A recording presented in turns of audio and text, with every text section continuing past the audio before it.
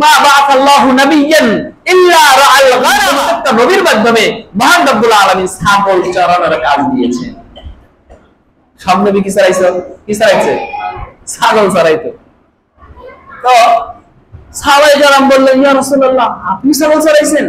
বলে, হ্যাঁ, আমিও ছাগল চরাইছি। বলে, কোথাকার?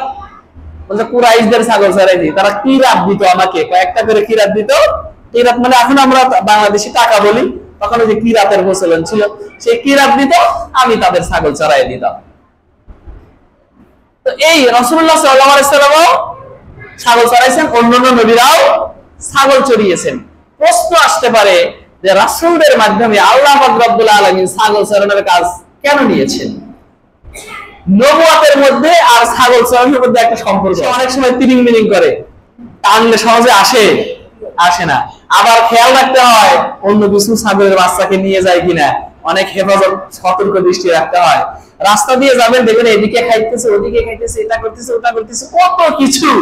সহজে আপনি টানলেও সহজে সে আসে না।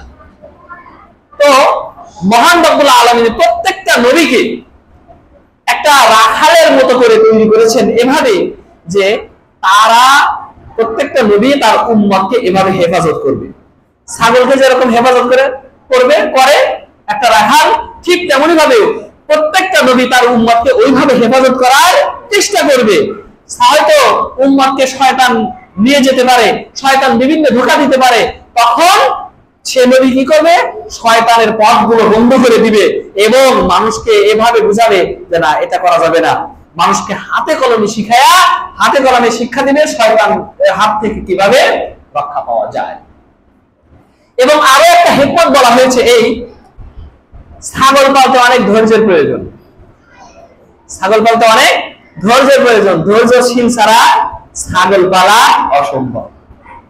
আল্লাহ পাক রব্বুল আলামিন ছাগল লালন প্রতিপালন করার মাধ্যমে নবীদের ধৈর্যকে বাড়ায় দিয়েছেন। এটা হলো আর একটা হিকমত।